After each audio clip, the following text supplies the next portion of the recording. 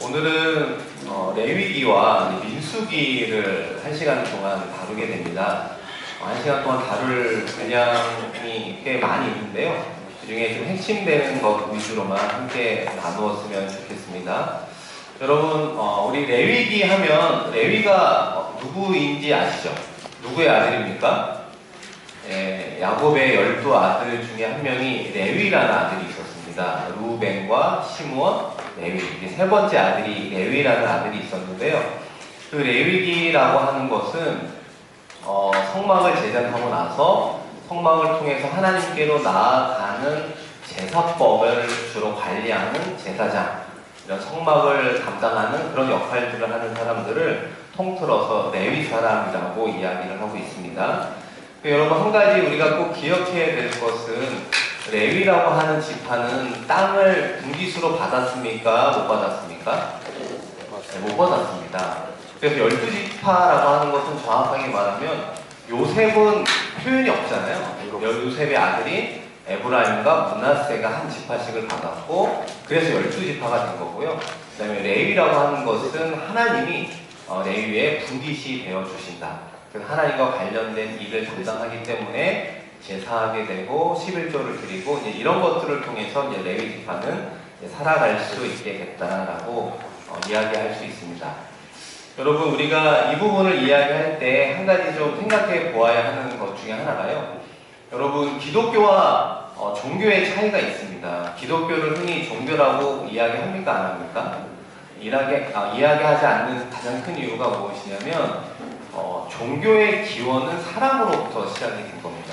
그래서 종교를 만든 창시자가 다 있거든요. 어디든지. 그런데 기독교를 그런 의미에서 종교라고 하지 않는 가장 큰 이유, 차이점이 무엇이냐면 그 기원이 누가 누구를 찾아온 거냐면 하나님이 우리를 찾아오셨다. 이렇게 이야기를 합니다. 그래서 기독교를 종교라고 이야기하지 않습니다.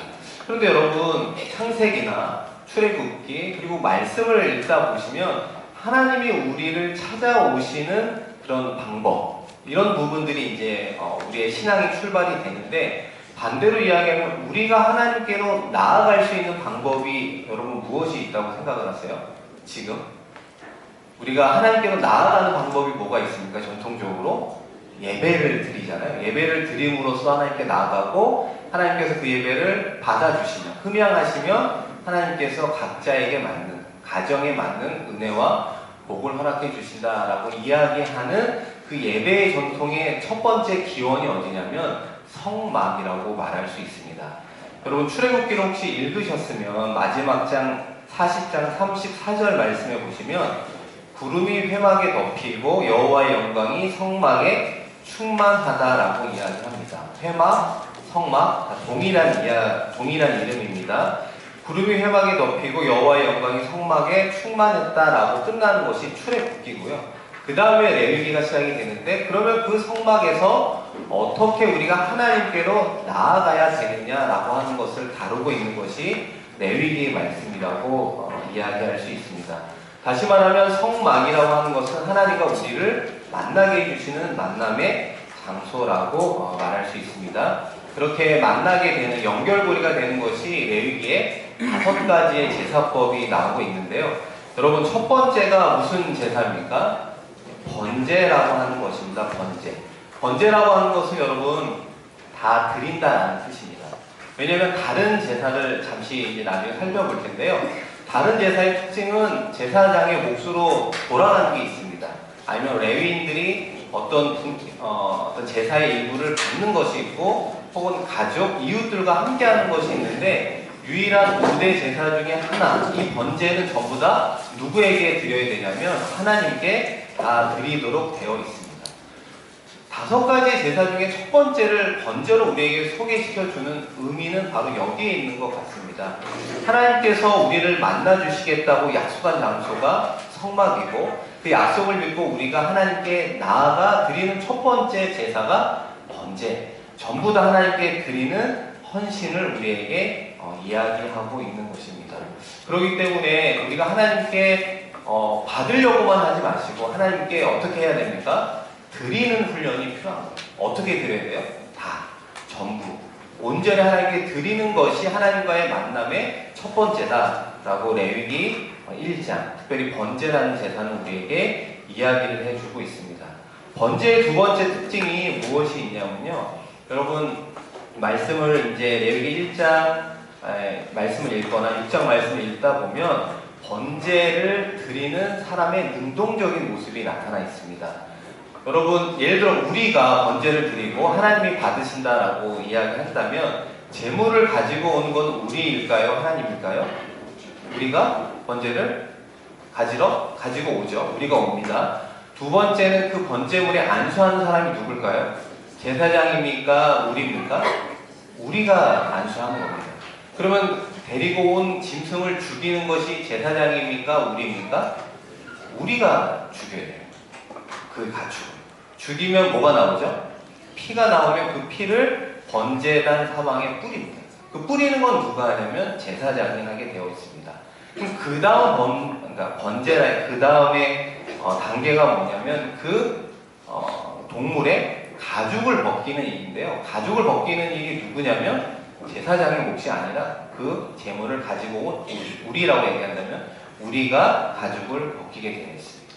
그리고 그 각을 뜨게 되어 있고 머리와 기름을 베어내는 것 역할이 다 누구냐? 그 제물을 가지고 온 우리가 다 해야 되는 일입니다. 그러면 그렇게 준비되면 제사장이 무엇을 하냐면 제단 불 위에 나무를 놓고 그 다음에 아까 준비했던 모든 것을 고기를 올려놓게 됩니다. 그리고 나중에 마지막으로 가지고 온 사람이 무엇을 하냐? 내장과 정강이로 물로 씻고 그 다음에 전부를 태우는 것이 번제의 과정입니다. 일반적인 번제의 과정이 이렇게 이루어지고 있음을 알 수 있죠. 여러분, 제사장의 역할이 많습니까? 번제를 드리려고 제물을 가지고 온 우리라고 말하는 그 사람의 역할이 많습니까? 우리의 역할이 많아요. 그러니까 번제는 하나님께 다 드리기 때문에 번제를 드리는 과정 속에서도 우리의 역할이 능동적으로 요구되어 있다라고 이야기하는 거죠. 여러분, 하나님께 예배를 드리는 것도 마찬가지입니다. 예배를 드릴 때 수동적으로 드리기 시작하면 시작할수록 하나님께 나아가는 마음이 약해질 수밖에 없죠. 제가 영락교회 와서 가장 처음에 놀랬던 것 중에 하나는 무엇이냐면 예배가 딱 시작되고 나서 찬송 가사를 PPT로 띄워주지 않습니다. 여러분 그거 알고 계세요? 네, 저만 잘 몰랐나 봐요. 처음에 이상한 교회다. 영락교회가 시대를 앞서가지 않구나. 늦춰져 있구나 라는 생각을 했어요. 말씀을 같이 봉독하는데 말씀이 PPT에 띄워져 있지 않습니다. 여러분 왜 그럴까요? 왜 그걸 안 띄워주죠? 그 IT 할 수 있는 역할 할 수 있는 사람이나 장비가 없어서 안 하는 걸까요? 그게 아니라는 거예요. 요즘에 많은 교회들이요, 가보면 성경책을 굳이 들고 가지 않아도 되는 예배 형태들이 점점점 많아지고 있습니다. 말씀을 안 찾아도 돼요. 찬송가를 안 찾아도 돼요. 성취교동을 안 찾아도 됩니다. 다 앞에만 보면 화면에 다 띄워져 있기 때문에 그것만 따라가면 모든 예배 순서에 맞춰갈 수 있는 예배가 된다는 것이죠. 여러분, 그거는 수동적으로 흘러갈 수 있는 예배의 형태다라고 이야기하지만 영락교회가 잘하고 있는 것 중에 하나가 그 모든 것을 제공하지 않기 때문에 여러분 스마트폰으로 보기 어려운 분은 성경책을 가지고 오셔야 됩니다. 그래서 말씀도 찾고 찬양도 찾고 그 모든 것을 찾아서 하나님께로 예배드리는 능동적인 부분들을 요구하고 있다, 이렇게 볼 수 있죠. 또 여러분, 사실은 여러분 아시는지 모르지만 저희 성공사공 이렇게 성경 공부할 때 테이블 배열이 달라진다는 거 아세요? 앞에 앉아 계신 분들은 좀 아실 텐데 제가 오늘 이걸 칭찬해 주려고 봤는데 배열이 안 돼 있더라고요. 오늘 보니까 오늘이 그 날인 것 같습니다. 근데 실제로 다음 주에 와보시면 요 중반 앞부분은 이렇게 배열이 세로로 되어 있습니다. 그래서 많은 분들이 좀 앉을 수 있도록 배열을 하는데 그걸 누가 할까요? 담당자가 하는 거겠죠. 삼남에서 해주시고 사남에서 해주시고 끝난 다음에 정리까지 해주시는 수고가 있습니까? 없습니까? 수고가 있는 거죠. 성경 공부를 한다든지 예배할 때 우리의 수고로움이 있을 때 하나님께로 나아갈 수 있는 조그마한 디딤돌을 우리가 만들어갈 수밖에 없습니다. 그러니까 여러분, 예배를 드릴 때 내가 어떻게 하면 능동적으로 예배에 참여할 수 있을까를 고민하게 해주는 제사가 바로 번제다라고 이야기할 수 있습니다. 여러분의 생각으로부터 여러분의 마음, 여러분의 물질과 봉사와 그 모든 것을 다 하나님께 드리며 나아가는 우리가 되었으면 좋겠습니다. 두 번째 제사의 이름이 무엇입니까? 소제라고 하는데요. 소제의 가장 큰 특징은 피가 없는 제사 중에 유일한 게 바로 소제라고 이야기합니다. 하나님 앞에 선물로 드린다라는 의미가 있는데요. 이 소제는 아주 깨알 같은 의미들이 좀 들어가 있는 것이 가장 큰 특징인 것 같습니다. 여러분 제사 방법을 잘 보시면 첫 번째 곡식의 구운 가루가 아니고요. 곡식의 고운 가루입니다. 곡식의 고운 가루를 이라는 표현으로 시작되는 것을 알 수 있습니다. 여러분 곡식을 고운 가루로 만들려면 필요한 우리의 노력과 수고가 있습니다. 첫 번째는 수확을 했습니다. 그 다음에 물기가 있고 습기가 있기 때문에 그것을 일단 말려야 됩니다. 첫 번째는 말리는 작업을 해야 되고요. 그 다음에는 무슨 과정이 시작되냐면 타작하는 과정이 시작됩니다. 타작하면서 알곡과 그 다음에 나머지 부분들을 분리하는 과정들이 있고요. 그 다음에 그 알곡을 뽑아냈습니다. 그러면 어떻게 합니까? 우리 절구통에 찢잖아요.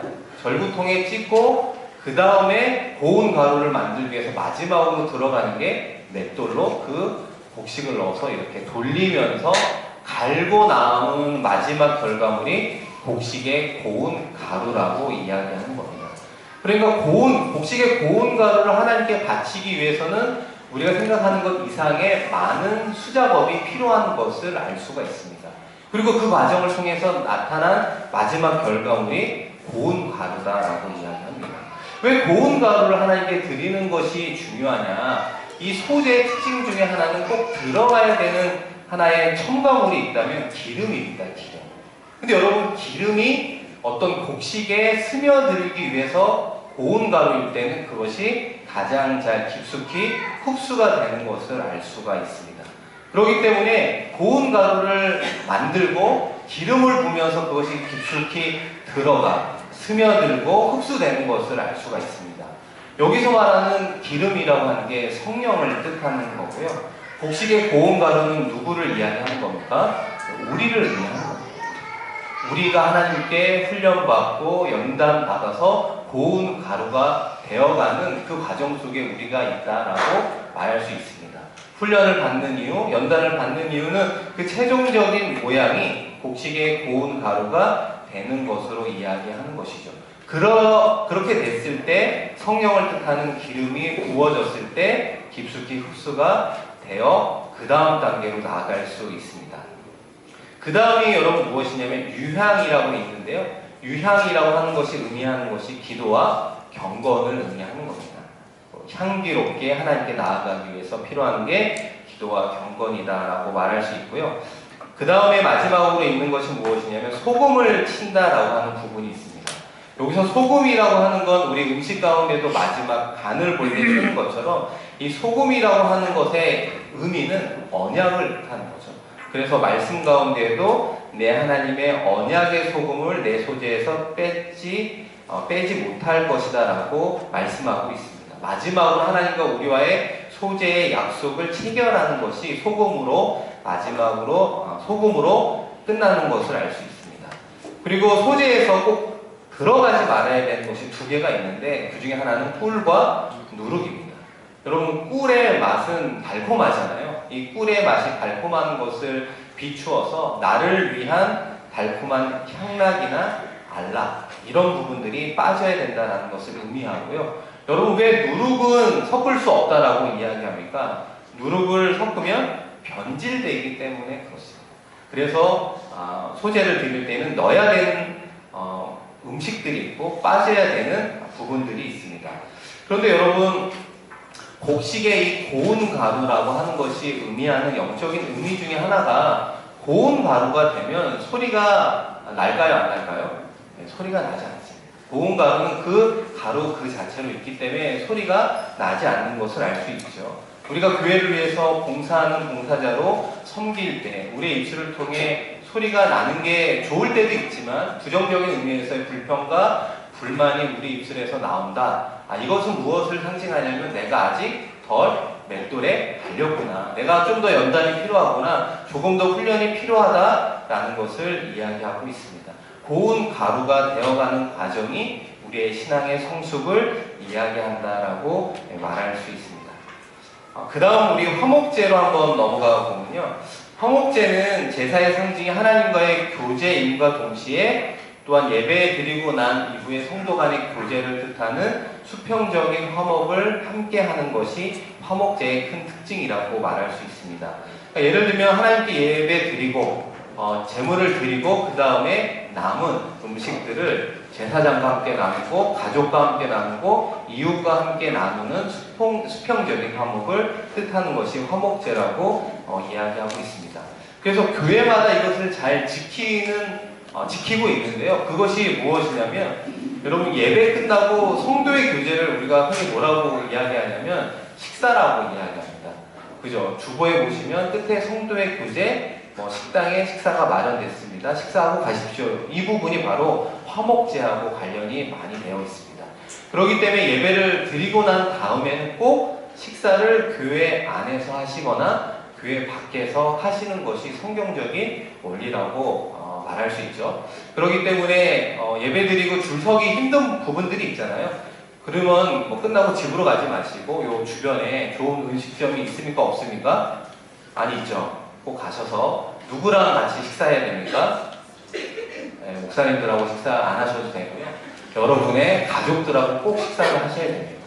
영락교회는 그게 잘 되어 있는 것 같아요. 왜냐하면 지역교회가 아니다 보니까 각 가족들이 서로 다른 지역에 살고 있다가 예배드리고 2분한 3부 예배 드리고 다 같이 모여서 식사하면서 받은 은혜와 기쁨을 나누는 것 상당히 중요한데요. 그 원리가 어디서부터 시작이 되느냐? 화목제로부터 시작이 됐다라는 것을 기억하면 좋겠습니다. 네 번째는 여러분 속죄제라고 말할 수 있습니다. 속죄제의 가장 큰 특징은 무엇이냐면 우리의 삶의 지위에서 드려야 하는 제물들이 구별되어 있는 것을 알 수 있습니다. 제사장과 온 회중은 흠없는 수송아지, 그러니까 비싼 걸로 드려야 되고요. 족장은 수염소, 평민은 암염소 이렇게 합니다. 그리고 더 가난한 사람은 산집 비둘기 새끼, 이렇게 비둘기로서도 속죄제를 드릴 수 있도록 하는 것이죠. 여러분 지금은 이제 우리가 예배를 이렇게 그냥 드리기 때문에 성막의 구조를 잘 이해를 못 하실 수 있는데요. 성막은 흔히 지성소와 성소로 이렇게 구별이 되어 있습니다. 예를 들면 제가 말씀을 전하는 위치에 있으니까 저에 있는 요 부위를 이제 지성소라고 얘기할 수 있고요.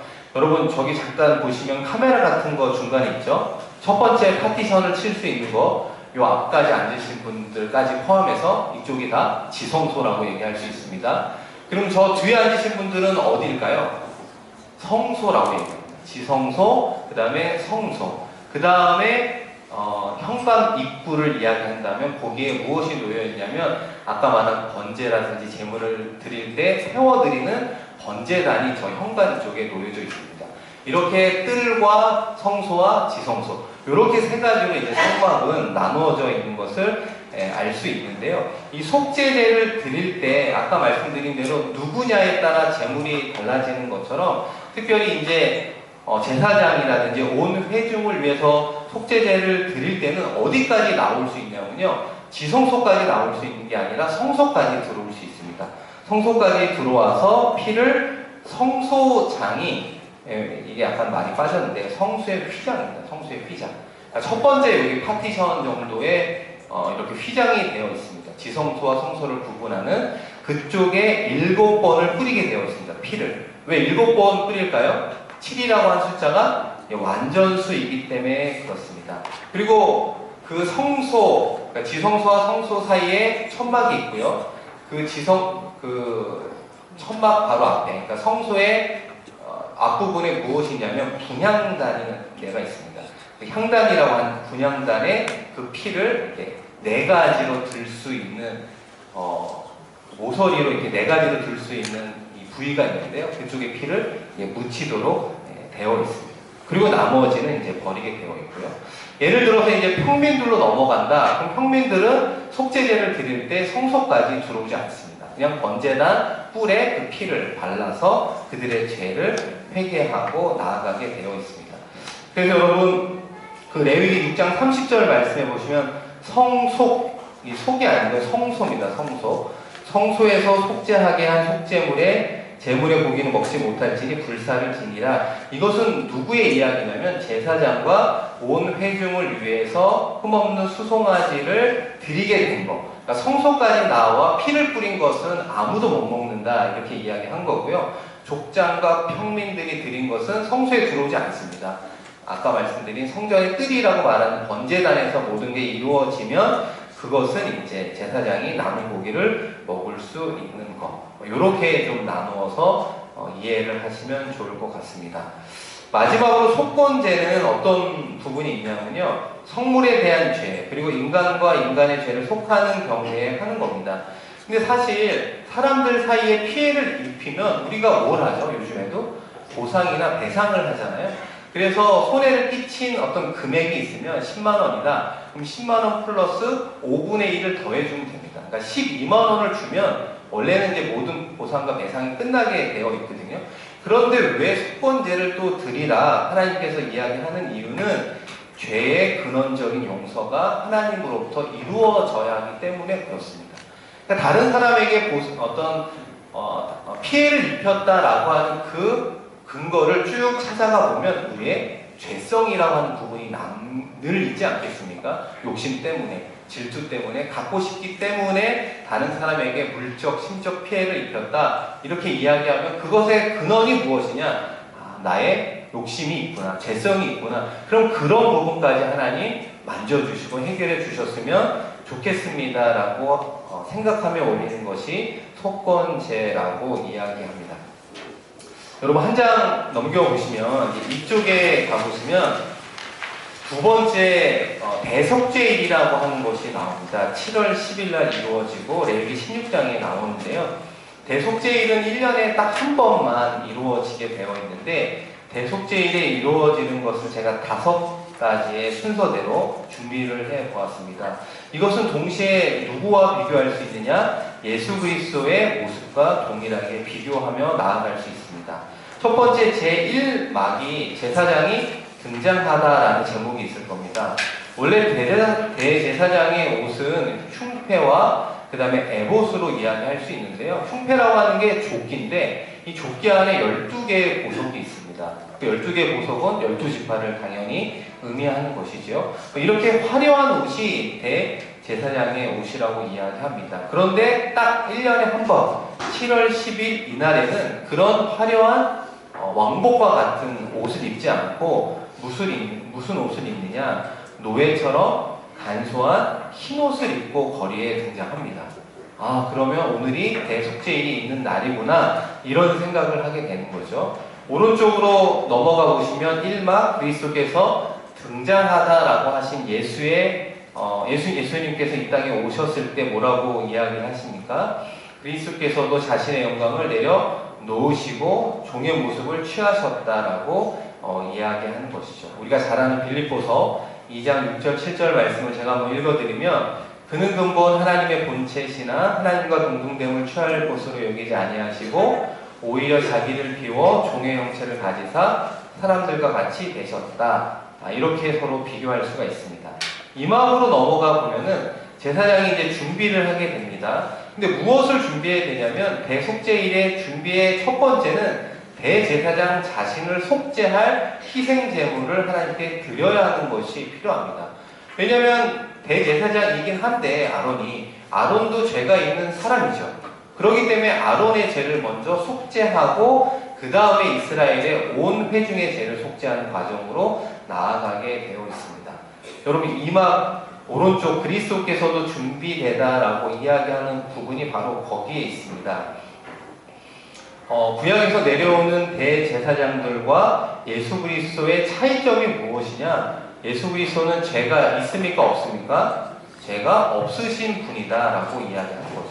죄가 없는 그분이 우리를 위해서, 온 인류의 죄를 위해서 피 흘려 주셨을 때 온 인류의 죄를 속죄하는, 사하여 주시는 하나님의 은혜가 임하게 되는 것, 그것을 이야기합니다. 여러분 이 부분이 기독교 역사에 보면 늘 이단과의 싸움이 많이 있었습니다.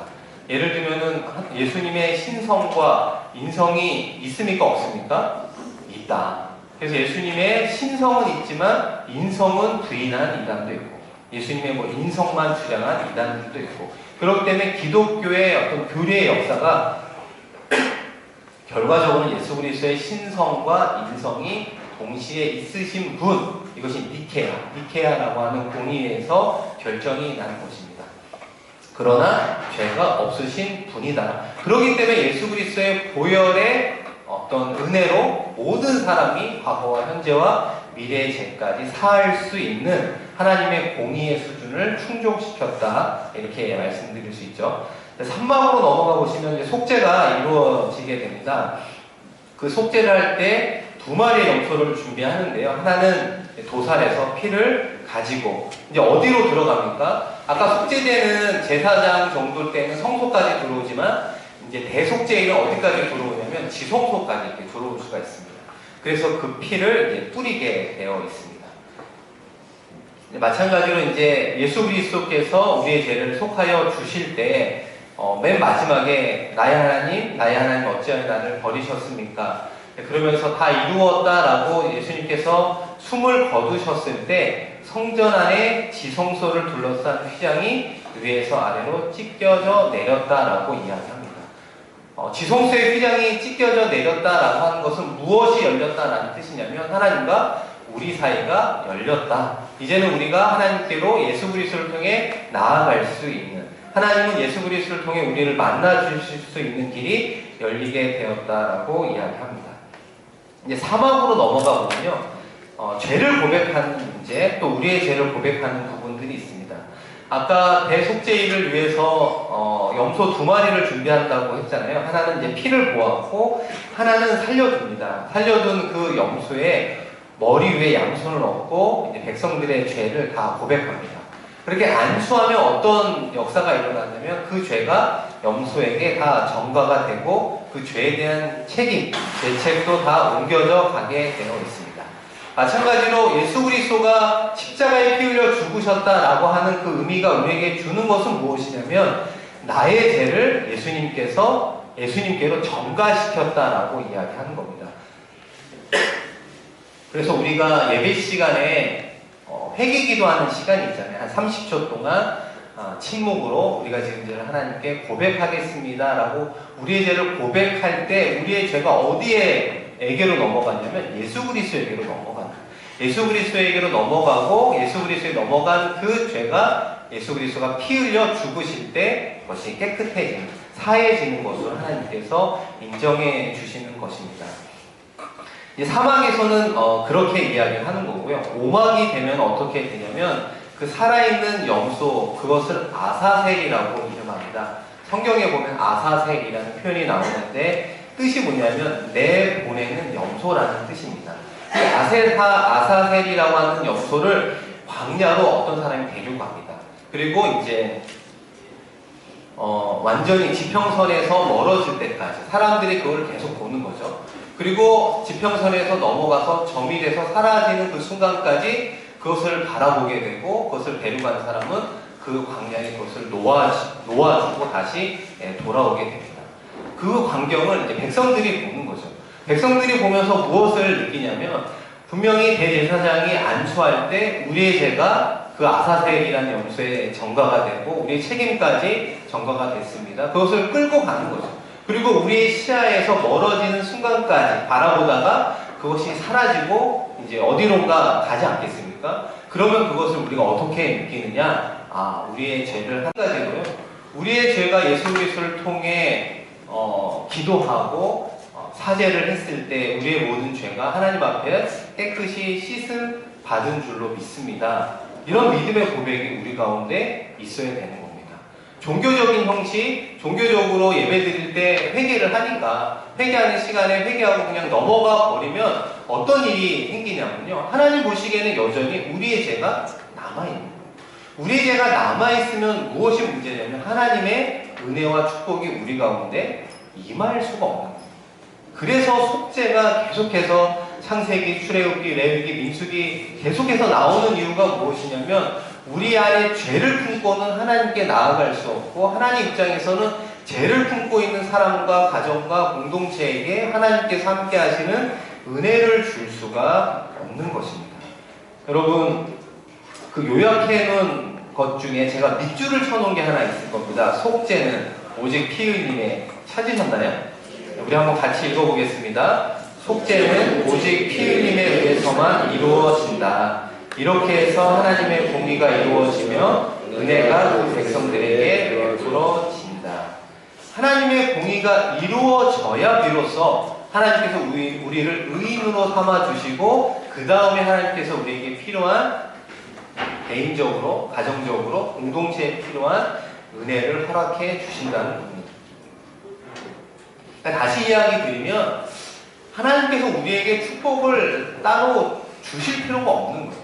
하나님과 우리와의 관계가 연결이 되고 죄로 인해서 막힘이 없으면 하나님께서 우리와 함께하는 게 복이라고 이야기합니다.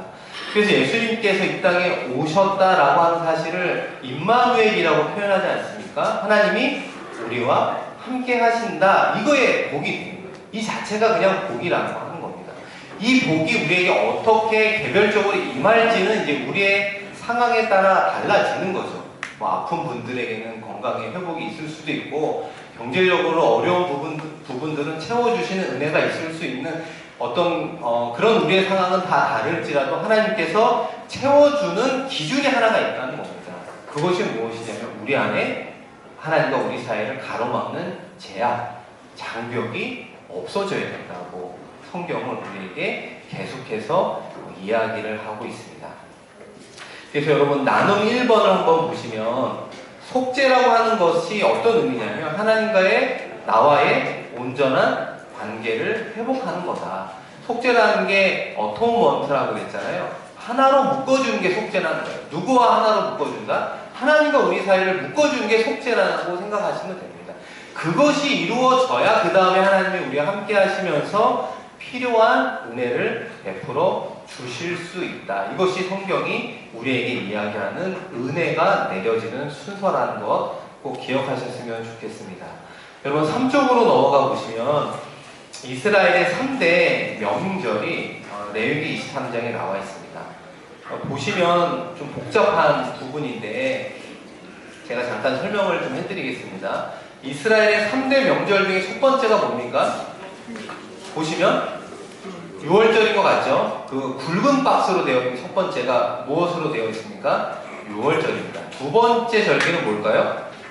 오순절. 그리고 그 오순절 옆으로 명절 사이 막간이라고 하는 게 원래 옆으로 붙어야 되는 겁니다. 지면상 그게 가능하지 못해서 아래로 제가 표를 만들었는데요. 세 번째 명절이 무엇입니까? 네, 초막절입니다. 이렇게 3대 명절은 6월절, 오순절, 초막절 이렇게 지킵니다.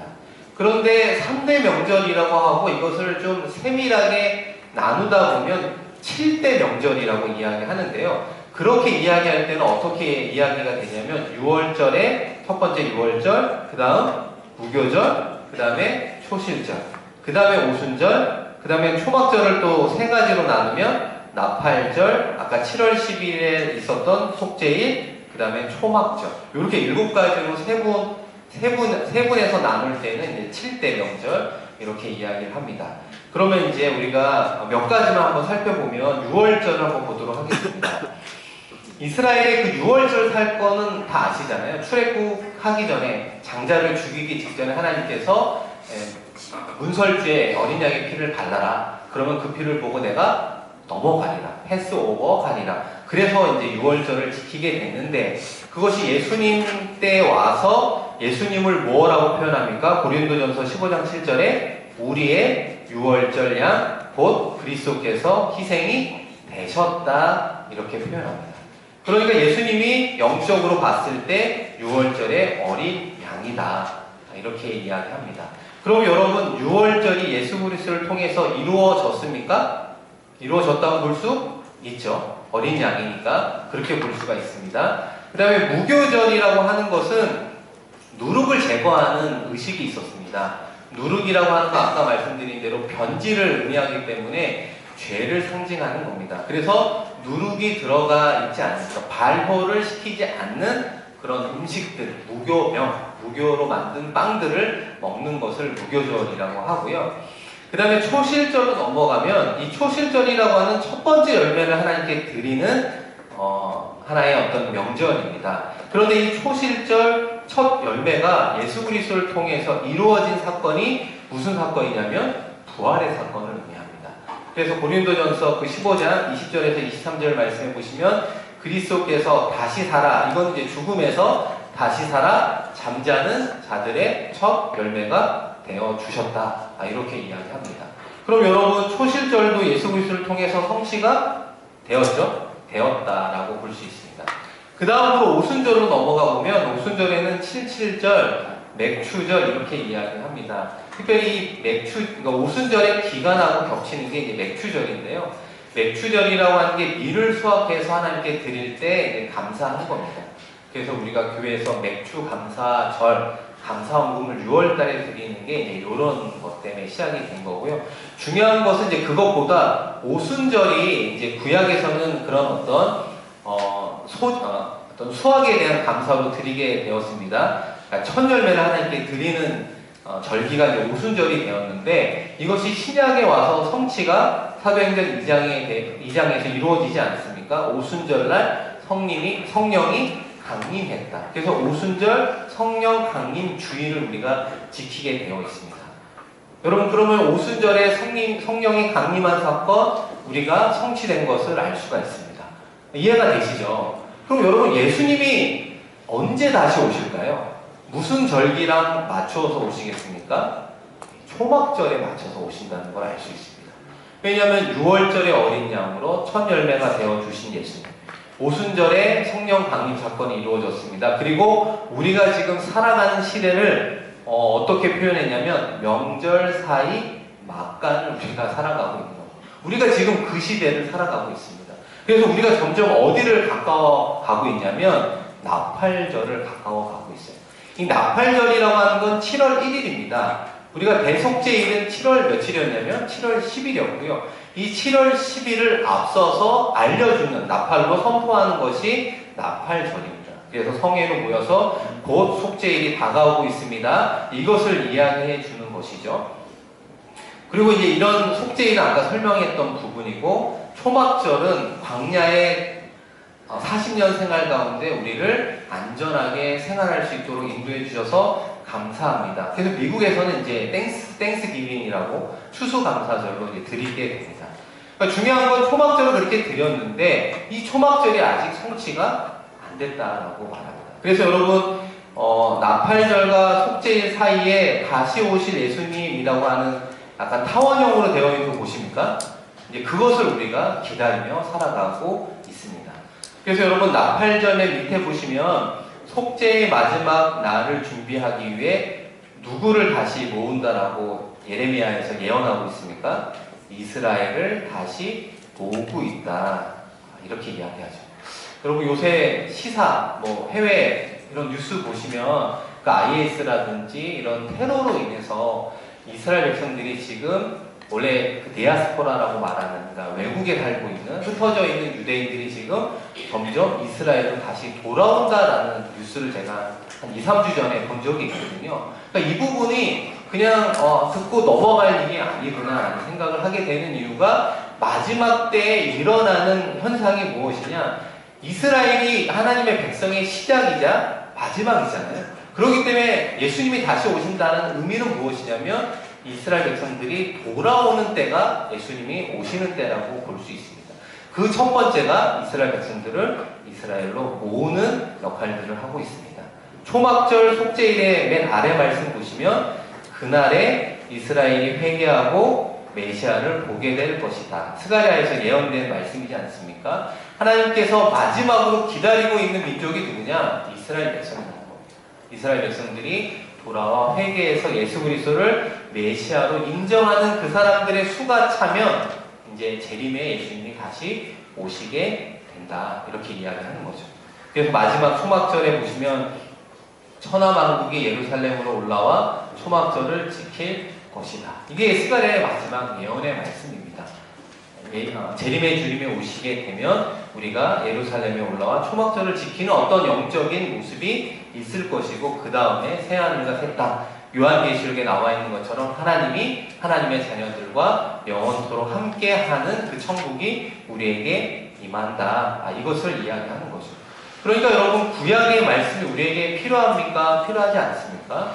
여전히 필요하고 진행되어 가고 있다. 이것을 잘 알 수 있습니다.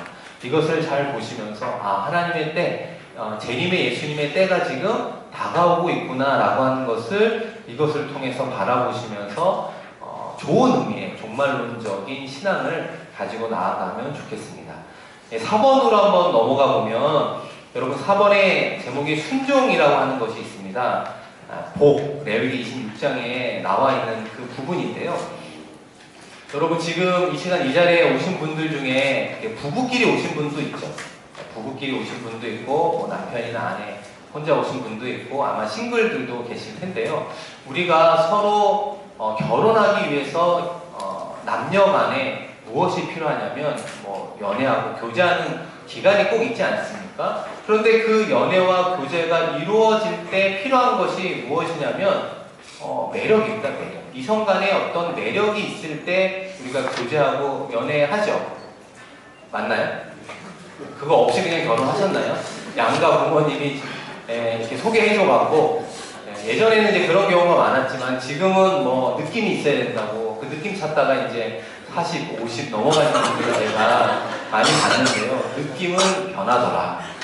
제가 경험적으로 말씀드릴 수 있는 건 느낌은 주관적인 것 때문에 변할 수밖에 없습니다.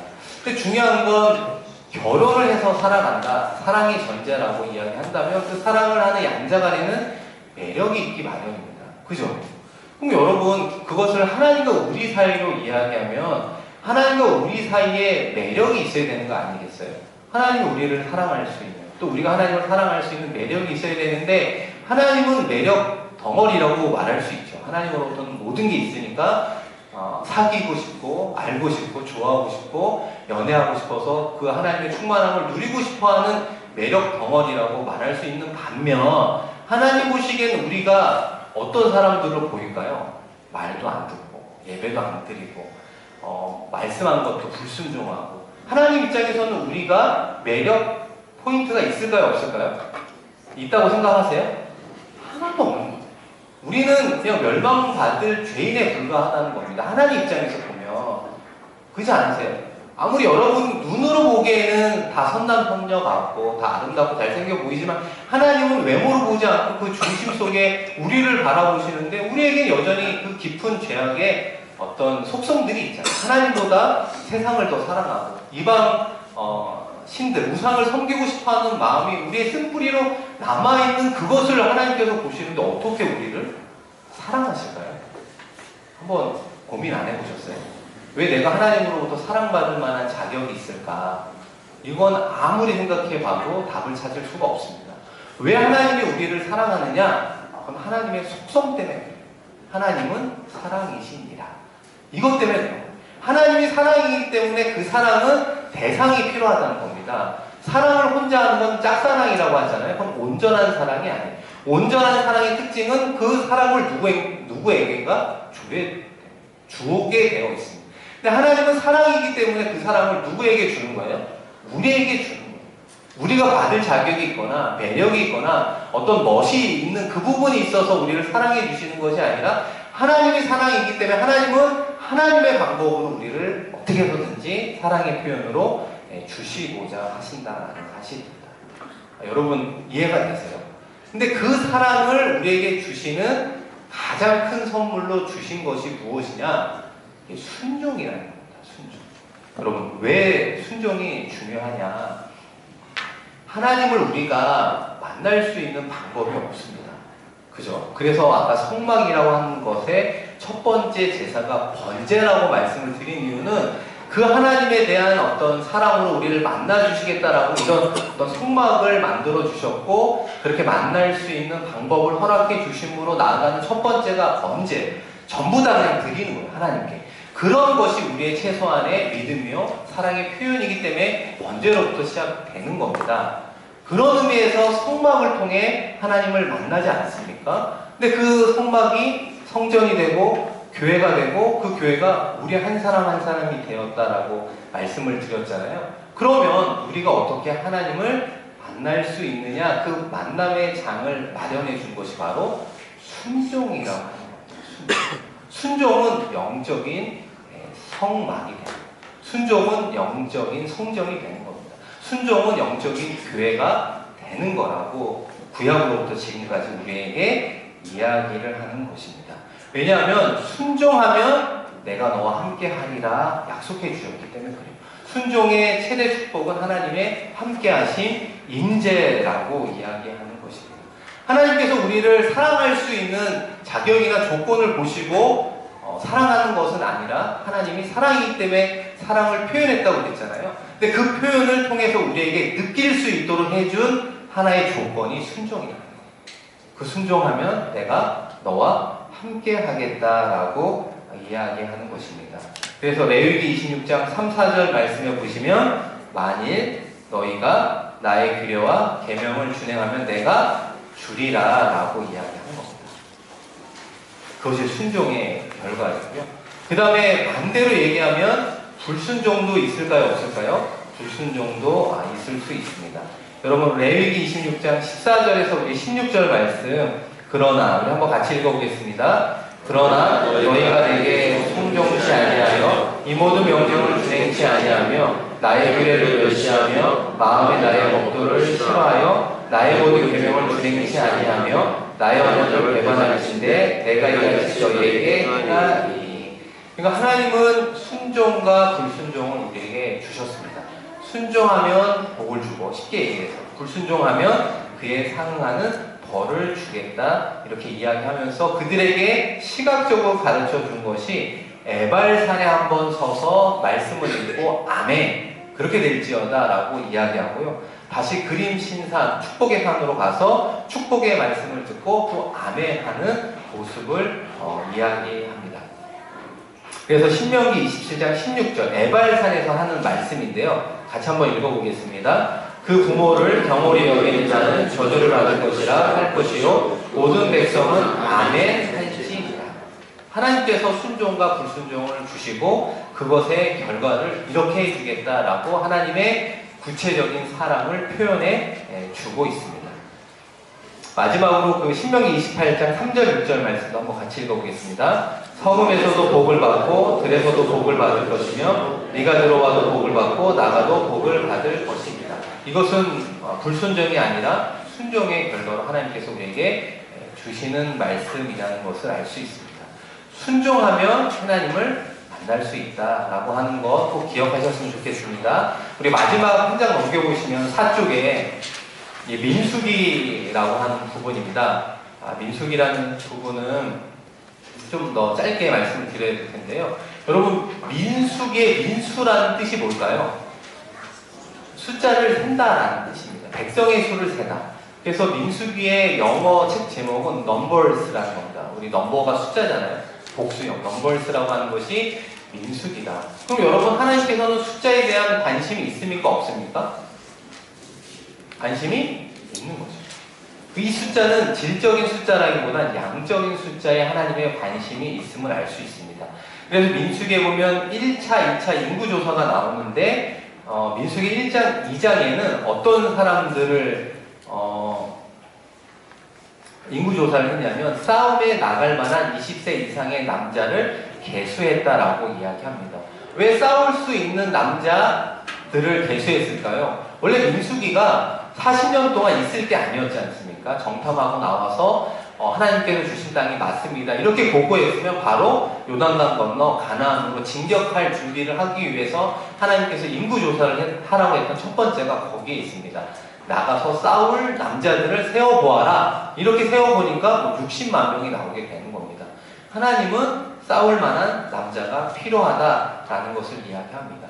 이것을 우리의 삶에 적용해 보면 하나님이 우리와 함께 하시는 것이 복이고 그 순종으로 주시는 결과다 이야기한다 할지라도 우리가 우리의 삶의 자리에서는 노력해야 된다는 겁니다. 성실해야 된다는 겁니다. 최선을 다해야 된다. 일하는 분들은 전문성을 갖춰야 된다. 이렇게 말할 수 있습니다. 학생들에게는 공부해야 된다라고 이야기하는 겁니다. 예배만 잘 드리고 신앙생활만 하고 새벽 기도에만 나오면 다 되느냐? 그것이 아니라 학생의 공부는 공부라면 공부를 열심히 다 하면서 그렇게 나올 때 하나님께서 그에게 은혜를 베풀어 주신다. 이렇게 말씀드릴 수 있습니다. 그리고 이제 두 번째 인구조사가 됐을 때는 모압 형제에서 했는데요. 대상이 바뀌게 됩니다. 왜 바뀌냐면 40년이 지나게 되죠. 그러면 1세대들이 다 죽었고 2세대들을 다시 한번 계수했을 때 여전히 60만 명이 되는 거죠. 여러분, 왜 40년 동안 이스라엘 백성들이 유리방황하게 되었느냐? 40일 동안 12지파에서 한 명씩 대표를 뽑아서 정탐을 하라고 했는데 10명은 부정했죠. 악평했습니다. 2명 여호수아 갈렙은 호평하게 되죠. 그것을 들으시고 그걸 들은 이스라엘 백성들이 그 10명의 다수의 악평에 마음을 빼앗겨 버렸습니다. 그래서 뭐라고 이야기하느냐? 민수기 13장 31절에 보시면 우리는 능히 올라가서 그 백성을 치지 못하리라. 그들은 우리보다 강하다라고 이야기하면서 보고를 하니까 온 백성들이 그 보고에 휩쓸리게 되어버리게 됐습니다. 그랬을 때 하나님의 마음이 상하게 되는 거죠. 이 백성이 어느 때까지 나를 멸시하겠느냐. 그래서 이것을 다 없애버리려고 하다가 모세의 중보, 기도와 만남을 통해 하나님께서 용서해 주시고 1세대들은 다 유리방황하면서 죽게 만듭니다. 그래서 40년 동안 광야 생활을 하게 되고 아까 말씀드린 2차 인구조사는 그 자녀들을 대상으로 조사하고 그 사람들이 이제 요단강 건너 가나안에 들어가서 정복하게 되는 것으로 민수기가 이루어져 있습니다. 여기서 마지막으로 하나 말씀드리고 싶은 것은 무엇이냐면 하나님의 부르심을 파악해야 된다. 이스라엘 백성들은 지금 가나안을 향해 가고 있는 것이 맞았습니다. 출애굽하면서 가는 곳이 가나안 땅이라는 걸 알고 있었거든요. 그런데 10명이 악평한다고 그것에 마음을 빼앗겨서 함께 동조해서 불평하며 그들이 가야 될 곳을 가지 않았을 때 하나님께서 부정적으로 임했던 것을 다시 한번 바라보면서 나를 향한 소명이 있을 수 있죠. 직업을 향한 소명, 우리 어떤 교회 봉사에 대한 하나님께서의 사명, 이런 소명들을 우리가 받았다면 순종하며 나아가는 것이 필요하다라고 하는 것을 우리에게 이야기하고 있습니다. 그래서 대가를 우리는 계산할 줄 알아야 되는 것입니다. 여러분, 기회비용이라는 말 들어보셨나요? 예, 경제 용어인데요. 기회비용이라고 하는 말이 어떤 거냐면 우리가 어떤 것을 선택하면 다른 것은 포기하게 되잖아요. 그죠? 다 가질 수는 없으니까 포기하게 되는 것 중에 가장 가치가 높은 것을 기회비용이라고 이야기합니다. 그러니까 예를 들어서 제가 100만 원이 있어요. 근데 A라고 하는 사람한테 맡기면 10만 원을 이자를 준대요. 1년 동안.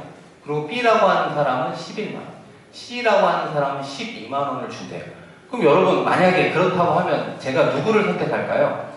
C를 선택하겠죠. 12만 원을 받기 위해서. 그러면 나의 기회비용은 얼마가 될까요? 아까 선택함으로 말미암아 포기하는 것이 생긴다고 그랬잖아요. 포기하는 게 10만 원, 11만 원이 생기죠. 그러면 내가 12만 원을 선택함으로 포기한 11만 원이 나의 선택에 대한 기회비용이다라고 이야기합니다. 이게 좀 어려울 수 있는데 왜 제가 이 부분을 말씀을 드리냐면요. 하나님을 따르는 삶, 예수님을 따르는 삶에 예수님께서 우리에게 기회비용이 있다라고 이야기합니다. 예수를 따라간다는 그 삶에 선택을 하면 우리가 포기해야 되는 것들이 있습니까? 없습니까? 그것이 있죠. 그런 기회비용이 있다는 거예요. 대표적으로 무엇이 있느냐? 물질이 있다는 거예요. 나를 따라오려거든, 나의 제자가 되려거든 모든 소유를 포기해야 된다. 물질의 손해가 있을 거다. 이렇게 이야기하고, 두 번째는 많은 고난이 있을 거다 이야기합니다. 세 번째는 무엇이 있다? 목숨까지도 포기해야 된다라고 이야기합니다. 예수를 온전히 쫓기 위한 선택을 하려면 너희의 기회비용을 잘 따져보아라. 그러면 너희가 포기해야 되는 것들이 많이 있을 건데 그것을 감수하고라도 너는 예수를 따를 수 있겠느냐라고 하는 것이 예수님이 제자들에게, 그리고 우리에게 민수기와 연관해서 주시는 말씀이 그런 겁니다. 따라갈 수 있느냐, 포기할 수 있느냐라고 이야기하는 것입니다. 여러분, 이 부분이 중요한 것 같아요. 그래야 하나님의 부르심을 듣고도 내가 순종할 수 있는 이유는 그 순종의 기회비용으로 남을 수 있는 것들을 내가 과감히 포기할 수 있겠는가라는 것이죠. 예를 들면 나의 돈은 그리스도의 돈입니다. 고백은 하지만 실제로 그 돈을 갖고 내가 누릴 수 있는 게 많이 있잖아요. 살 수 있는 것도 많고 사 먹을 수 있는 음식들도 많지 않습니까? 근데 그것을 포기하지 못하면 나의 돈이 그리스도의 돈이다 말할 수 없다는 거죠. 내 인생이 그리스도의 인생입니다. 이렇게 이야기하지만 내 인생 가운데 내가 해보고 싶은 많은 것들이 널려져 있어요. 선택이 아직도 많이 남아 있습니다. 그럼 여전히 내 인생이 그리스도의 인생입니다. 말할 수 없습니다. 그것으로 인한 기회비용을 나는 여전히 놓칠 수 없기 때문에 그렇습니다. 시간도 그렇지 않겠습니까? 나의 시간이 그리스도의 시간입니다 라고 이야기하는데 주님께 그 시간을 전부 다 드리면 내가 하고 싶은 많은 시간을 할애하지 못하는 것, 이것을 돈과 시간과 인생의 선택에 대한 기회비용으로 우리는 많은 것들을 포기하게 되어져 있습니다. 그렇기 때문에 우리가 하나님의 소명 앞에 주저하는 것 같습니다. 여전히 시간과 물질과 인생의 주인을 나로 삼고 있기 때문에 내가 그것을 붙잡고 있는 한 우리가 하나님을 선택하기가 어렵다. 하나님께서 나를 향한 사랑의 표현으로 주시는 소명, 사명의 길을 우리가 따라가기가 어렵다라고 이야기하는 것입니다.